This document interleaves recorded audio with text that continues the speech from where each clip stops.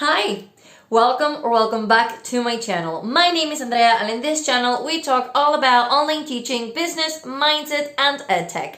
So if any of those topics interest you, then consider subscribing.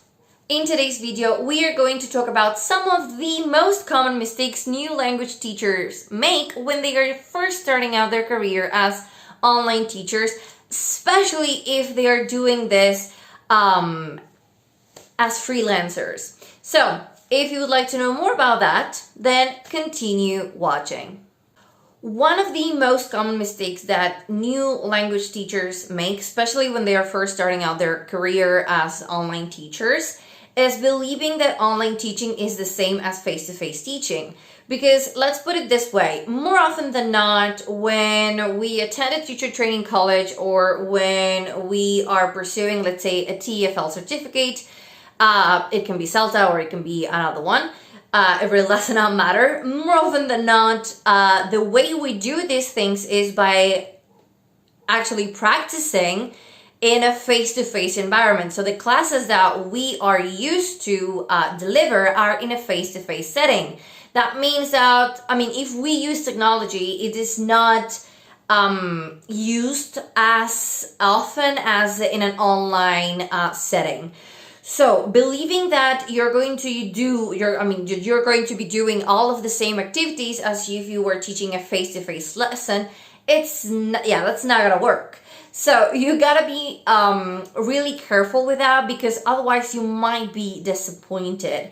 There are many activities that cannot be done in an online setting, just as there are many activities that can be done in an online setting that cannot be applied to a face-to-face setting. So you gotta be open-minded when it comes to this, and you gotta accept from the get-go that you are not going to be able to do certain activities, especially if you're dealing with very young learners, because some of the activities like using their hands or like arts and crafts, it's gonna be a bit difficult to implement in an online setting. There are also other activities that can be tweaked a bit in order to be used in an online teaching setting, but more often than not, you gotta have this mindset that you are not gonna do the exact same thing. You will have to adapt certain things. You will have to learn how to use certain software so that your lessons are as good, your online lessons are as good as your face-to-face lessons. Now, before we move on, I would like to invite you to the waitlist of the online teacher program. This is my signature offer, and this is where I help language teachers get visibility and get students by leveraging Instagram and turning to online teaching. So if you're a language teacher and you want to start your career as an online teacher and you also want to start your teaching business, then this program is perfect for you. Make sure to go to the description box and click the link that you'll find there, or you can go to this website and you can read all the information there. So let's continue. The next mistake I see a lot of new language teachers make is basically not investing in softwares or in websites or any other like platform that will allow them to do their job well or in less amount of time than it would have taken them without that website or without that software. So when we're first starting out, we just don't want to spend that much money because we're kind of afraid that we're going to be wasting a lot of money, or that we're going to spend a lot of money and we are not going to see anything in return. So we end up choosing certain platforms and certain products that are for free because we don't want to spend money on buying a premium subscription. And I've been there, I've done that, and in my opinion, it's not worth it in the long run because there are many functions and there are many software that are affordable. and they save you a lot of time when it comes to teaching, when it comes to correcting, when it comes to planning, when it comes to delivering a lesson.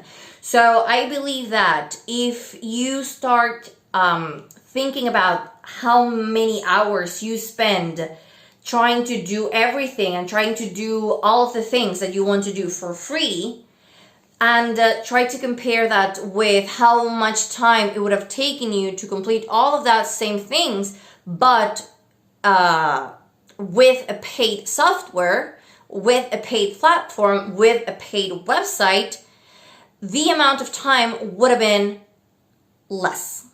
So it does not mean that you're gonna go ahead and just like buy everything, but my suggestion is that if you are really going to do this in the long run, and you want to provide, you want to deliver good quality lessons, and you really wanna take this seriously, then you are gonna have to invest. Because if you don't invest in your business, whether it is by like paying for premium subscriptions, or paying for software, or paying for websites, or paying for any other product, then it's highly likely that you are going to see this sort of like online teaching as something that's bothersome, as something that's time consuming, as something that's like more difficult to do than face-to-face teaching. And in my opinion, it's the other way around.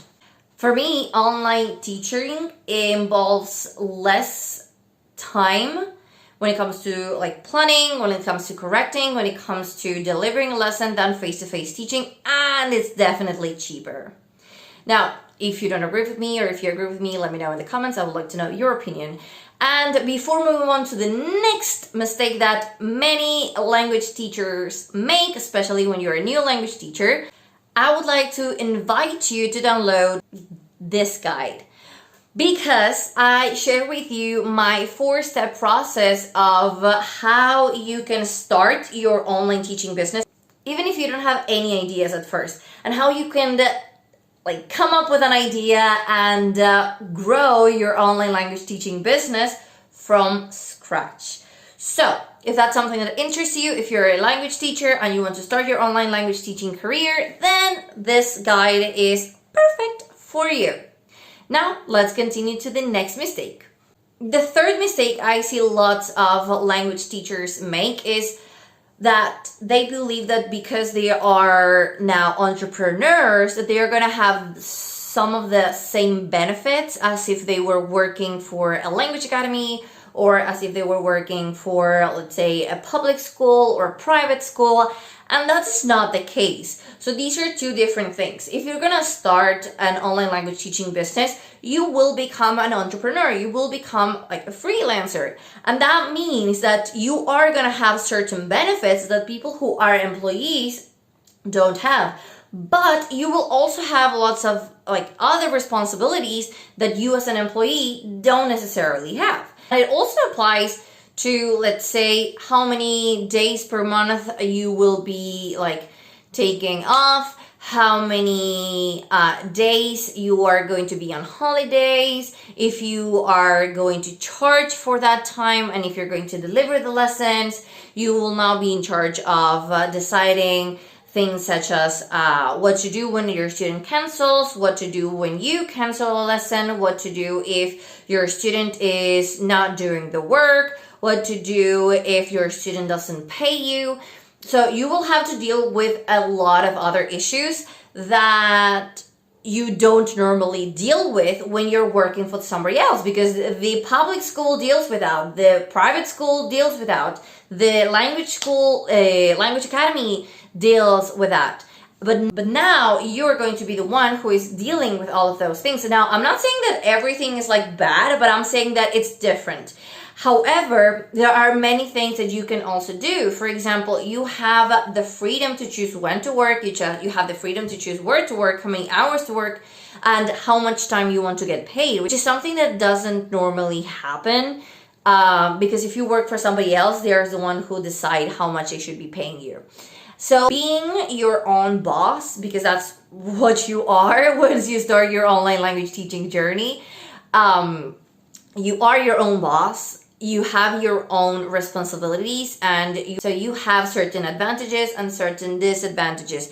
That does not mean that one is like working for somebody else is worse than working for yourself. There are people who like working for somebody else. There are people who like being employees, and that's completely fine. It's their choice. But if you want to do something different, if you want to take care of your own business, if you want to decide who your students are, what you're going to teach, when you're going to teach, and many other things, then you have to know that there are certain things that only apply to teachers who are working for somebody else. And these things do not apply to you. So again, it has its advantages and it has its disadvantages, so you just have to choose if you are willing to have this other set of skills, to deal with other problems, to basically be in a different position. So now you know some of the mistakes many language teachers make when they are first starting out as online language teachers, especially if they are starting their online language teaching business journey. If any of those mistakes resonate with you, or if you think that I'm wrong, please let me know in the comments. I would love to chat with you and of course read what your thoughts are. While you wait for next week's video, make sure to check this video right here and make sure to follow me on Instagram. I'll see you around. Bye!